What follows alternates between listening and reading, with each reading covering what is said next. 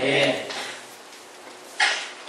요즘 새 정부가 들어서고 대통령이 의욕적으로 일을 하기 위해서 장관을 세우려는데 참 유능하고 경력이 화려한 그런 인물은 있으나 정직하고 깨끗한 인물이 없어서 정치권이 몸살을 앓고 있습니다.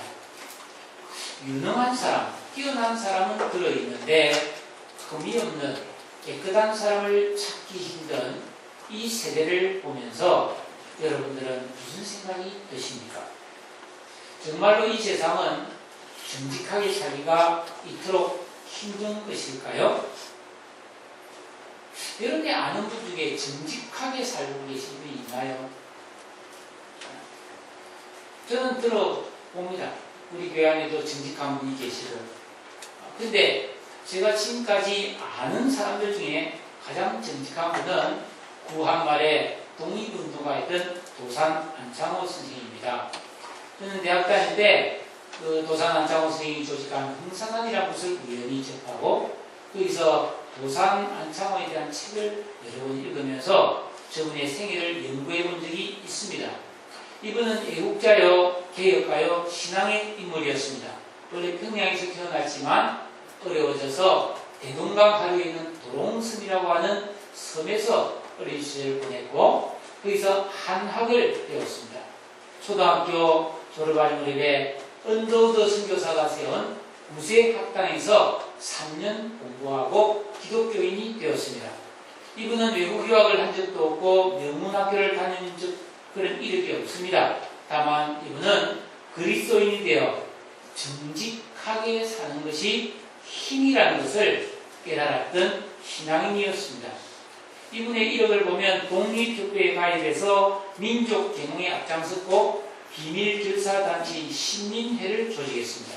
김좌진 장군이나 안중근 의사 등과 깊은 교제를 나누었고 김구 선생과 한국 독립당을 결성하고 윤봉길 의사 홍구공원 폭탄 투척 사건에 깊이 관련되어 가지고 체포되기도 했습니다.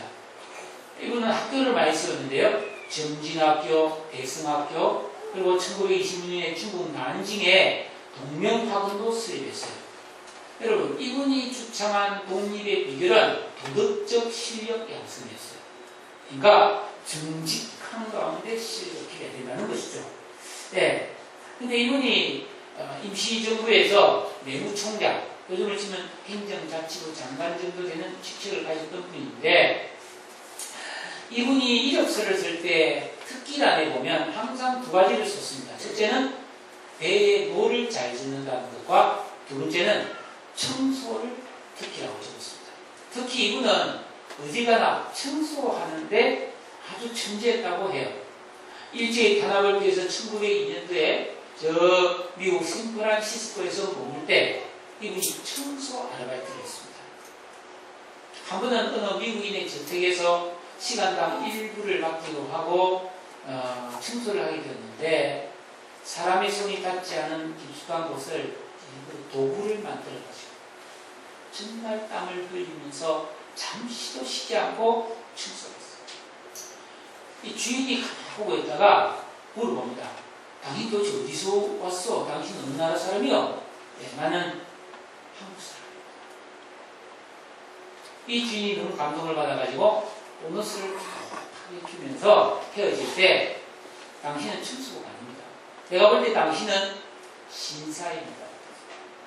여러분, 서구사회에서 신사란 호칭은 굉장히 존귀한 호칭입니다. 이 도산 선생님이 하신 많은 어록이 있는데 그 중에 가슴을 때리는 게 있는데 농담으로라도 거짓말을 하지 마라.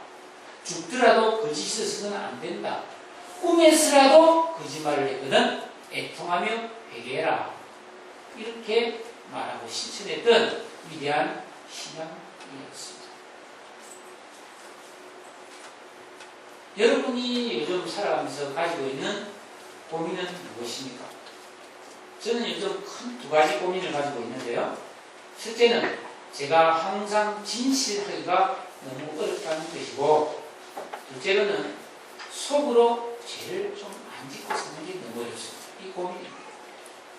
성경을 가만히 읽어보면 하나님께서 우리에게 원하시는 것은 정직한 믿음이에요. 겨자씨만한 눈에 보일 듯 말 듯한 믿음일지라도 정직해야 된다고 말하고 있습니다. 정직한 예배. 우리가 이 시간 예배 자리에 나와 있지 않습니까? 이 나와 있어서 찬송도 하고 기도도 하지만 예배가 아닐 수도 있다는 것을 기억해야 됩니다. 정직한 기도, 정직한 인간관계. 하나님은 우리의 중심을 보시는데 우리의 중심을 보실 때 좋은 마음과 생각들을 가지는 것, 이게 우리가 해야 될 일입니다. 여러분, 신앙생활은 돌을 닦는 것입니다. 스님들이나 어떤 도사들만 산중에서 돌을 닦는 것이 아닙니다. 우리는 말씀과 기도 안에서 돌을 닦는 도인들이 돼야 됩니다.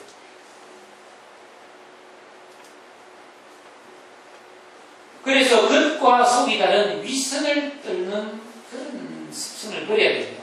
그런데 알면서도 그렇게 살기란 너무 어렵습니다. 제 경험으로는 저는 아주 어릴 적부터 거짓말을 하기 시작했습니다. 평생 거짓말을 참 많이 했죠. 많이 또 속으면서 살았습니다. 나 자신을 곤란함과 어려움에서 지켜내거나 어떤 유익을 얻기 위해서 거짓말을 필요로 하는 때가 있었습니다. 그러나 이제 좀 목사가 되고 나이가 50대가 되니까 이제 정말 정직하게 살고 싶다. 그런 고민이 생겼습니다. 성경에 요한 1서 5절에 하나님은 빛이시라 그에게는 어둠이 조금도 없으시다 했고, 요한복음 1장 9절에는 예수를 가리켜 참 빛이라고 말했습니다. 여러분, 우리가 예수를 믿는다고 하는 것은 빛 대신 하나님 앞에 살아가는 거예요. 감출 게 없어요. 그 빛을 기뻐하고 그 빛 가운데, 환한 가운데 사는 것입니다.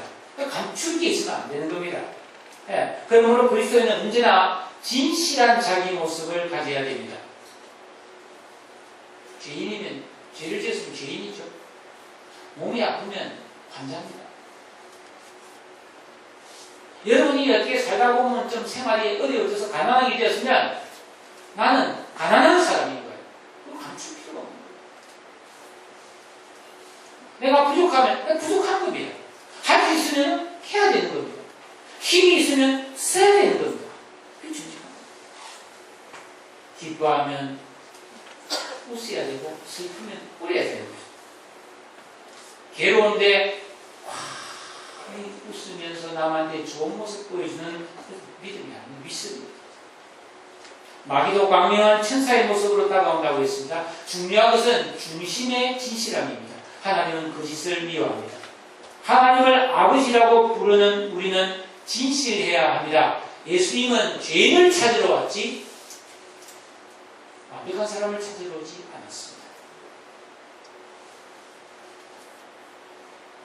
건강한 사람에게는 의사가 필요 없고 힘든 사람에게라야 의사가 필요하듯이 우리에게 예수님이 필요합니다. 예수님은 언제나 정직하셨습니다. 무엇보다도 말씀 앞에 정직했습니다. 그분의 인생은 성경의 말씀대로 살아내는 것이었습니다. 그래서 예수님의 삶은 언제나 하나님 앞에 기쁨이었고 하나님께로부터 오는 모든 힘, 능력으로 세상을 섬기고 구원할 수 있었습니다. 예수님은 자기를 따르고 싶다는 제자들에게 그래 나를 따라와라, 내가 수지맞게 해주마, 복받게 해주마 라고 말하지 않았습니다. 나는 머리 굵고 쫓아왔다, 내 따라와봤자 별로 얻어먹을 게 없는데 그렇게 말했습니다. 누구든지 나를 따라오거든 자기 십자가를 지고 자기를 부인하고, 즉 자기를 버리고 따라오라고 말씀하셨습니다. 최후의 말찬 자리에서 제자들과 마지막 식사를 하면서 너희 중에 한 사람이 나를 팔 것이라고 정확하게 말했습니다. 게세마네 동산에서 기도하실 때는 심히 내가 고민돼서 내 마음이 죽기 일보 직전이다. 나 십자가를 지기 싫습니다. 그렇게 기도했습니다. 십자가 위에서 인류 역사상 최고의 사건, 십자가에서 6시간 동안 고통을 당하면서 인류를 구원한 그 위대한 사역 중에 폼잡지 않았습니다. 목마르다. 하나님 어찌하여 나를 버리십니까? 처절하게 기도하지 않았습니까? 그리고 다 이루시고 말씀대로 3일 만에 부활하셨죠. 공생의 3년 동안 제자들과 참 진실한 사랑을 나누었습니다. 여러분. 그러나 사람들, 예수 주변에 있던 사람들은 참 정직하지 않았죠. 예수님의 제자들도 매우 부정직했습니다. 이중적이었습니다. 그러나 부활하신 예수님을 만난 뒤에는 이 제자들도 참 정직한 사람이 되었습니다. 왜냐하면 사람이 왜 거짓말합니까? 거짓말을 통해서 내가 더 유익할 것이라고 생각하기 때문인데, 제자들이 성령을 받고 영안이 열리고 나니까 하나님을 믿음으로, 그 믿음의 힘으로 정직하게 사는 것이 더 좋은 삶이라는 것을 깨달았어요. 나를 더 유익하게 하는 것이 정직이라는 것을 분명하게 깨달았다는 것입니다. 여러분, 진리 안에서 기뻐하며 살 수 있는 존재의 변화가 일어난 겁니다. 여러분, 우리는 정직할 수 없는 존재예요. 원래부터 죄인이기 때문에.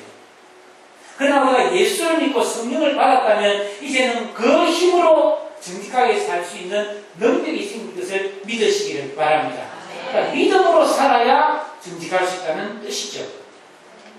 하나님께서는 우리에게 정직하라고 하시는데 이 세상의 삶은 정직하기 힘들다고들 다들 생각합니다. 서울대 교수 한 분이 3만 명을 대상으로 설문조사를 했습니다.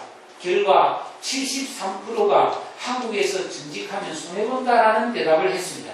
10대, 20대의 비율이 특히 높았습니다.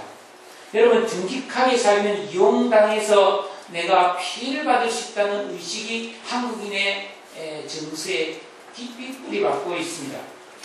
정직했다가는 무슨 일을 당할지 모른다는 두려움이 있는 것이죠. 여러분, 어떻게 생각하십니까? 그래서 저는 그렇지 않다는 이야기를 하고 싶습니다. 성경 말씀의 힘을 빌어서 과연 정직의 힘과 유익에 대해서 여러분과 나누고 싶습니다. 첫째, 정직함, 진실함. 제가 지금 정직과 진실을 번갈아 쓸 텐데 같은 뜻이라고 생각하십시오. 여러분, 정직은 변하지 않습니다. 예수님은 이 땅에서 매우 가난하게 태어나서 한결같이 가난하게 살았습니다. 공생의 기간 동안에도 매우 가난했습니다. 그러나 언제나 그분은 정직하셨습니다. 그래서 제자들과의 만남, 사귐, 사람을 대하는 태도가 언제나 진실했습니다. 말도 안 되는 모함을 받고 재판을 받을 때에도 그분은 조금도 거짓말을 하지 않았습니다. 연약한 몸으로 세상 죄를 지고 가는 하나님의 어린 양의 사명을 정직하게 감당하셨죠. 그런데 그분이 3일 만에 십자가에 죽으신 지 3일 만에 다시 살아나지 않았습니까? 그 다시 살아나신 예수님은 이전의 예수님과는 전혀 다른 분이었어요. 왜냐하면 영화로운 몸을 입은 이제 육신의 한계를 벗어난 하나님이 되셨죠. 그런데 제자들을 향한 사랑과 사람들을 향한 사랑은 조금도 변하지 않았습니다. 왜냐하면 그분이 사람의 몸을 입고 이 땅에서 엄청난 한계와 고통 속에 살 때도 진실한 사랑을 했기 때문에 그렇습니다. 여러분. 진실은 변할 수 없는 겁니다. 포기할 수 없는 겁니다. 오늘 우리가 읽은 이 본문 내용은 그 부활하신 예수님이 사명을 포기하고 고기 잡으러 떠난 제자들을 찾아오신 내용 아닙니까? 예수님이 부활하신 후 제자에게 세 번째로 나타나신 이야기라고 앞부분에 기록되어 있습니다. 21장 4절에 보면 예수님께서 이른 새벽 디베랴 바닷가에 찾아오셨다고 되어 있는데 이 디베랴 바닷가는 바로 갈릴리 호수를 말합니다. 이 갈릴리 호수가 너무 커서 어디에는 바다라고 되어 있고 어디에서는 그냥 호수라고 되어 있습니다. 그 호수까지 찾아오신 거죠. 그 예수님이 물가에 서 있는데 제자들은 한 물에서 100m 떨어진 물 위에 배를 띄워놓고 있었습니다. 밤새도록 고기를 잡았지만 고기 구경을 못했어요. 예수님께서 얘들아 너희에게 고기가 좀 있느냐? 마치 고기 사러 온 사람처럼. 저는 이제 바닷가에 이렇게 살았거든요. 저 부산에 가면 광안리라고 있어요. 바닷가에 있어요. 해운대보다 조금 작은 지역장인데 그 양쪽 백사장 끝에 이쪽 끝에 교회가 있고 이쪽 끝에 우리 집이 있었어요. 저는 자전거를 타고 이렇게 새벽길로 가다가 자전거 한 10분 타야 돼요. 백사장 끝에서 끝까지 가야 돼요. 그리고 이제 새벽길을 마치고 떠오르는 해를 보면서 백사장 그러면 제가 딱 청년 당시에는 그 고깃배가 바다에 가시는 고기를 팔고 있어요. 그 1,000원 주면 부득부득한 고기를 한 바가지 부어서 비닐에 들어줬어요. 그 집을 가져와서 그걸 가지고 소금 발라서 구워서 아침을 먹은 기억이 있습니다. 아마 그런 분이 고기를 팔 수 있느냐 이렇게 물었어요. 그러니까 없습니다. 고기 구입도 못했습니다. 그랬어요.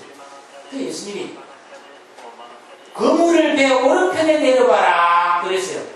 그 제자들이 무심코 던졌는데 묵직한 거예요. 고기가 엄청나게 그 순간 그 배에 타고 있던 요한, 눈치 빠른 요한이 예수님이다. 그러니까 베드로가 예수님? 그러더니 우통을 묶고 있다가 저 머리를 걸치고 바다에 풍덩 뛰어들어서 성경을 하잖아요. 예수님 만나러 이렇게 계획을 치면서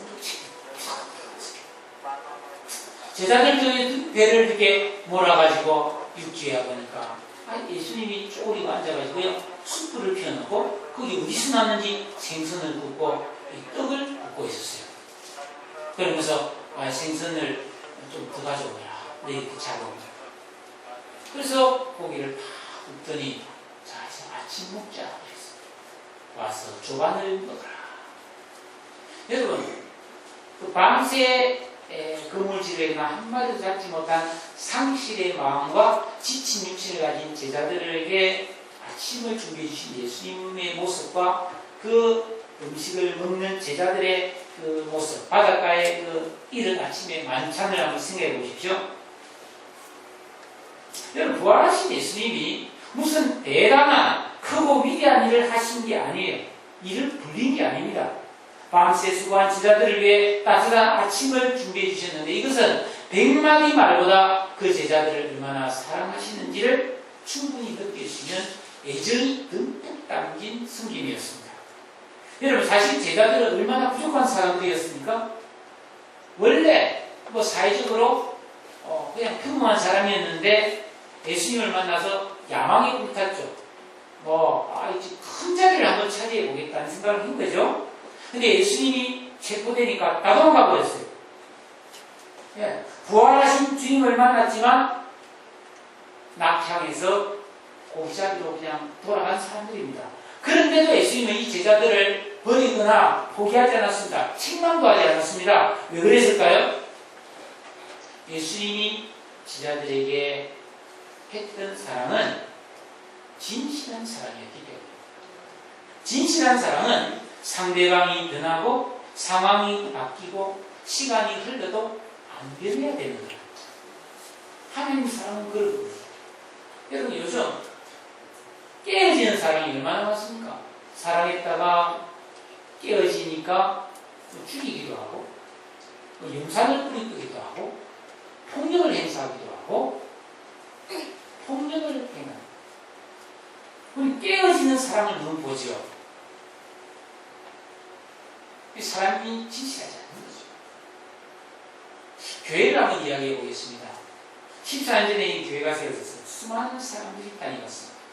여러분 교회 오면 예배만 드리는 것이 아니죠. 함께 성경 공부도 하고 같이 놀기도 하고 신방도 하고 밥도 먹고 차도 마시고 놀러도 다니고 애경사도 챙기고 서로 기도도 하지 않습니까? 이 보통과 사이가 아니죠. 그런데 어떤 사람은 변하더라고요. 지금까지 우리 교회에 현재 오셨다가 남아있는 분 말고 떠난 분이 남아있는 분이 2배 이상입니다. 제가 세어보니까 300명이 넘어요.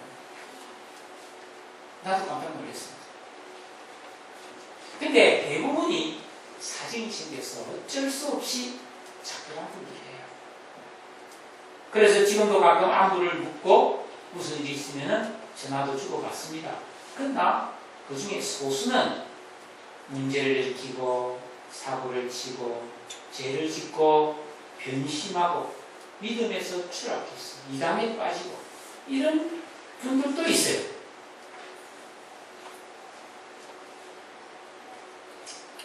처음 사랑이 진실이 아니었던 것이 아닐까 생각이 됩니다. 사랑하는 여러분, 진실한 사랑은 변하지 않는 겁니다. 어떤 경우에도 포기할 수 없는 겁니다. 여러분이 부부가 그런 사랑을 해야 되고 친구와 그런 사랑을 해야 되고 신앙생활은 그런 진실한 사람으로 해야 될 것임을 정말 믿으시기를 축복합니다. 네. 두 번째로 진실은 정직은 점점 깊어지는 것입니다. 여러분 거짓의 특징은 약하다는 겁니다. 여러분 거짓말로 문제를 해결할 수 없고 거짓말로 나 자신의 상황과 인생을 좋게 만들 수 없어요. 설령 좋게 만들어도 오래가지 못합니다. 그래서 거짓말은 계속 더 많은 거짓말을 필요로 합니다. 거짓말 잘하는 사람은 제가 가만 보니까 머리를 많이 사용해야 되기 때문에 피곤해요. 이 머리 쓰는 게 에너지가 많이 들거든요. 공부해보면요, 배가 금방 고파요. 얼마나 많이 먹어야 되나요? 그러니까 여러분, 공부하는 학생들, 두 학생들이 자꾸 배고프고 공부를 많이 먹으면 공부 잘하는구나 생각해요. 밥 잘 안 먹으면 공부를 안 하는구나. 근데 이 거짓말하는 사람은 거짓말을 하고 이게 안 들키라고 자꾸 머리를 쓰기 때문에 이 머리를 많이 돌리는데 문제는 머리가 좋아지지는 않는다는 거예요. 작게만 늘어나요. 가벼운 사람이 되는 거예요. 참진에서 멀어져서 허무한 인생이 돼요. 정직해야 됩니다. 이 제자들과 조반을 다 먹은 후에 예수님께서 베드로에게 말씀하셨어요. 요한의 아들 시몬아, 네가 여기 있는 이 사람들보다 나를 더 사랑하냐? 며칠 전에 최후의 만찬 자리에서 예수님께서 말했어요. 너희들이 다 나를 버릴 것이다. 그러니까 베드로가 무슨 말씀이시죠? 다른 사람은 다 버릴지라도 나는 그리하지 않겠나이다. 맹세했거든요. 그 예수님께서 베드로야,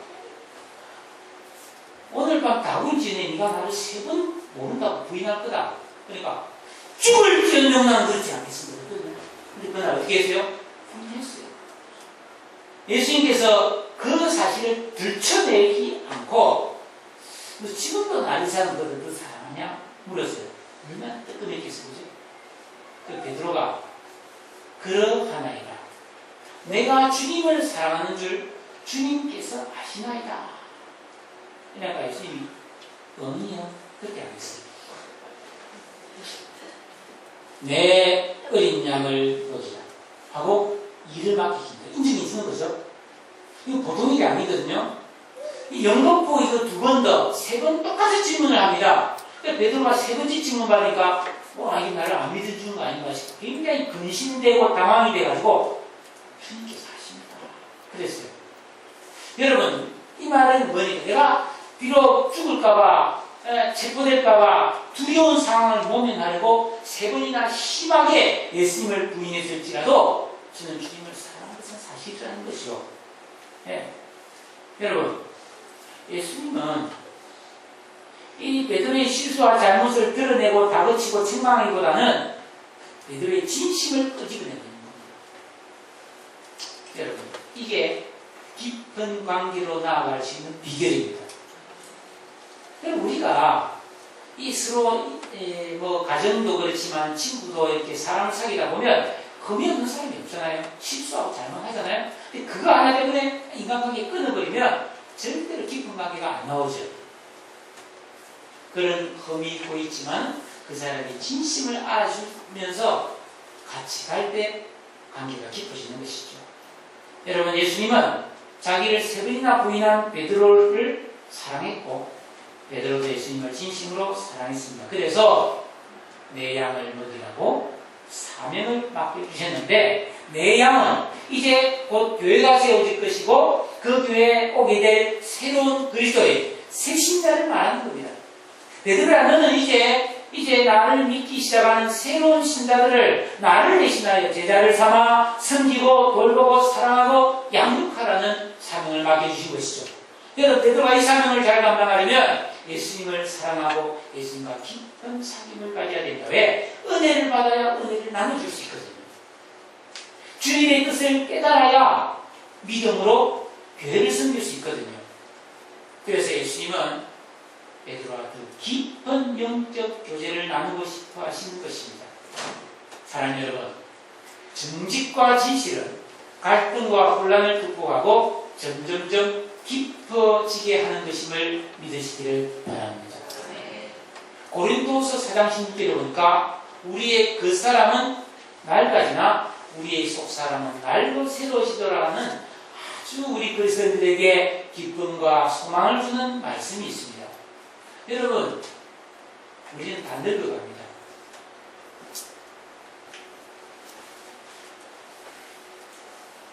우리는 약해져 갑니다. 근데 희망이 있습니다. 우리의 심령이 날로 새로워지고 있다는 것입니다.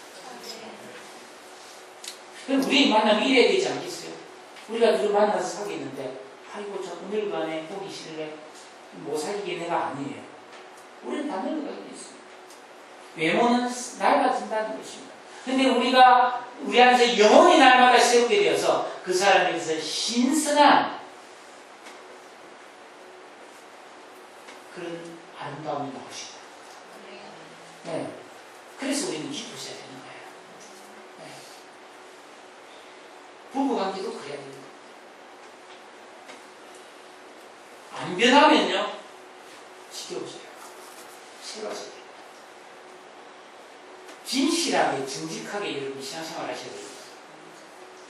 여러분, 우리가 성경을 하루에 딱 5분간이라도 진실하게 읽으면 그 심령은 새롭게 될 수밖에 없습니다. 기도를 단 10분만이라도 정직하게만 한다면 기사씨만한 믿음만 있어도 기적이 일어난다고 말씀하지 않았습니까? 이 정직의 힘은 그런 것입니다. 네. 여러분, 우리가 오래 신앙생활하면서 우리의 속사람이 날로 새롭게 되어서 내 안에 비밀한 영적인 열매를 맺어가면 우리가 서로에게 기쁨을 줄 수가 있거든요. 근데 그런 게 없으면 지루해지고 고루해지고 진흙이죠. 진실한 신앙생활을 해야 합니다. 진실한 사랑을 해야 됩니다. 예배도 기도도 삶도 그래야 행복해지죠. 여러분 성장하시길 주의 이름으로 축복합니다. 세 번째, 진실은 반드시 따라야 되는 겁니다. 예수님께서 사랑하는 제자 베드로에게 19절과 20절에 두 번이나 나를 따르라, 헬라어로 아폴로데이모에, 이 현재 능동태인데 계속 나를 따르라는 겁니다. 지금까지 너희가 슬쩍슬쩍 딴 길로 갔다가 어떻게 길길로 갔다가 오락가락하고 머물고 머뭇거리고 했지만 이제는 뭐예요? 철저한 겸손과 순종함으로 내가 가는 길, 주의 길을 따라가는 것입니다. 그럼 어떻게 되냐? 복을 받고 잘되고 부자 되고 만사형통하고 그렇지 않았어요. 그런 말 없어요. 예수님은 18절 말씀해 보십시오. 나를 따르라. 진실로 내게 이르노니 네가 젊어서는 스스로 허리띠 차고 원하는 대로 이기시기 왔다리 했지만 늙어서는 네가 네 팔을 벌리니 남이 너에게 띠띠우고 원하지 않는 대로 데려가려는데 이 말씀을 하신 의미는 베드로가 장차 어떠한 죽음으로 하나님 앞에 영광 돌릴 것을 가리킨 것이라고 말씀하고 있습니다. 여러분, 예수님을 따르면 어떻게 됩니까? 순교합니다. 베드로는 자기가 원치 않은 길을 가게 된다는 겁니다. 여러분, 예수님을 따른다는 것은 내가 원하는 길을 가는 게 아니라 내가 원치 않은 길을 가는 것입니다. 이 일이 있은 후에 제자들은 예루살렘으로 다시 올라갔고요. 예수님은 그 감람산에서 승천하셨고 제자들은 마가의 다락방에 가서 거기서 기도하다가 오순절에 성령 충만을 받지 않습니까? 성령 충만을 받자마자 베드로는 예루살렘 거리에 나와서 복음을 전했습니다. 예수가 살아나셨다. 우리가 그 증인이라고 그렇게 외치다가 체포되어 매를 맞고 옥에 갇히기도 했습니다. 사형당하기 전날 밤 천사의 도움으로 추록하기도 했습니다. 죽은 도르가를 기도로 살리기도 하고 로마 백부장 고넬료의 가정을 구원하기도 하고 예루살렘의 봉회를 주관하고 거리에서 복음을 전하는 하루에 3,000명, 4,000명이 회심하는 믿음의 지도자가 됩니다. 그 후에 베드로의 행적을 보면 로마에 가서 복음을 전하다가 터툴리안 황제 때에 순교했습니다. 신약 외교, 우리가 보는 정경인데 신약 성경 27권 외에 또 외경이라고 하는 성경 비스무리한 책들이 좀 돌아다니는데 그 중에 베드로 행전이라는 책이 있어요. 거기 보면 아주 감동적인 베드로의 일화가 나옵니다. 여러분, 베드로가 로마에서 복음을 전하는데 박해가 심해져서 언제 목숨을 잃을지 몰라요. 그때 막 예수 믿는 사람들 잡아다가 사자밥이 되게 하고 화형을 시킬 때 사람들이 베드로 보고 피하라고 합니다. 피하라고. 그래서 베드로가 박해를 피해서 이른 새벽에 그 로마의 시내를 벗어나서 이게 피신을 합니다. 그런데 그 길에서 예수님을 만났어요. 예수님이 로마로 가고 있고 베드로는 로마에서 빠져나오고 만나지 않습니까? 그때 베드로가 한 말이 유명한 말이 있죠. 코바디스 도미네. 주여 어디로 가시니까? 영화가 있었죠? 코바디스라고. 그 말이죠. 코바디스 도미네. 주여 어디로 가시냐? 그러니까 예수님이 네가 십자가를 지지 않으니 내가 다시 십자가를 지르고 로마로 간다. 그랬어요. 베드로가 그 자리에서 잘못을 일으키고 로마로 돌아가서 순교합니다. 그런데 순교할 때 십자가에 달리는데 우리 예수님이 십자가에 달렸는데 나한테 무시 어떻게 십자가에 그냥 달리겠냐? 나를 거꾸로 매달아 주세요. 그래서 십자가에 거꾸로 매달려 순교했어요. 이게 예수를 따르는 길이었습니다. 여러분은 왜 예수를 믿습니까? 그리스도는 예수를 따르는 사람입니다. 교회는 그리스도를 따르는 사람들의 모임입니다. 교회와 그리스도인은 이 땅에서 편하기 위해 잘 되기 위해서 예수님을 따르는 것이 아닙니다. 분명히 마태복음 8장 30절에 정직하게 누구든지 나를 따라오거든 자기를 부인하고 자기를 버리고 자기 십자가를 지고 따라야 된다고 말씀하고 있습니다. 여러분, 진리를 따르는 데는 수고와 희생이 필요한데 그래도 가야 될 길이에요. 그래도 가야 될 길. 왜냐하면 오직 그 길에만 구원과 영원한 생명이기 때문이라고 믿습니다. 네. 우리는 그걸 위해 천국의 소망을 갖고 살아가는 것이지 이 땅에서 조금 뭐 더 잘 먹고 편하게 하는 게 아니라는 겁니다. 그 가치를 어디에 두어야 되겠습니까? 여러분, 교회에서 귀한 사람은 다른 어떤 조건도 아니고 정직한 믿음을 가질 뿐이에요. 예수님을 잘 따르면 부족해도 교회와 세상에 유익한 사람이 됩니다. 여러분이 정직하게 예배하고 정직하게 기도하는 것이 우리 교회의 힘이고 세상을 향한 정말 하나님의 영광이 될 줄로 믿으시기를 축복합니다. 예수님은 평생 하나님을 따랐습니다. 하나님과 동행하고 성령을 의지했습니다. 그 힘으로 모두를 사랑하고 섬겼습니다. 여러분, 우리가 예수를 잘 따르기 위해서는 그분의 힘을 힘입어야 됩니다. 그래서 주일마다 예배해야 되는 것이고 말씀과 기도를 통해서 매 순간 그분과 대화해야 됩니다. 아브라함도 이삭도 야곱도 다윗도 중요한 일을 하기 전에 평상시에도 항상 하나님 앞에 물었습니다. 사도 베드로는 이만한 후에 기도의 사람이 되었어요. 사도행전 3장에 보면 시간을 정해놓고 기도했어요. 그래서 예수님을 따르는 위대한 신앙인이 되었습니다. 그리고 죽기까지 순종함으로 하늘의 상을 받는 승리자가 되었죠. 6.25 전쟁이 일어났을 때의 실화입니다.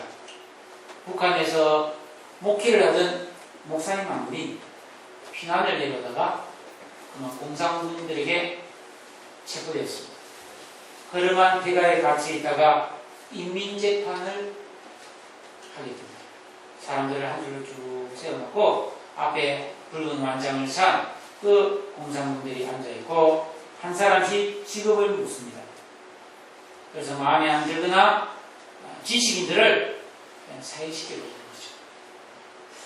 줄을 서서 이민재판의 차례를 기다리는 이 목사님이 고민이 되는 거예요. 야, 직업을 물어보면 내가 정직하게 대답하면 100% 축구인데 어떻게 해야 될까? 어떻게 해야 될까? 그러다가 그래, 죽으면 죽으리라. 내가 정직하게 내 직업을 밝히고 죽겠다고 결심했어요. 드디어 차례가 되었습니다. 공산당 간부가 물어봅니다. 당신이 이 세상에서 가장 존경하는 사람은 이 직업이 뭐요? 목숨이다. 예수님 목숨. 당신의 이 직업은 무엇이며? 예, 목사입니다. 그랬습니다. 목숨은 드리까?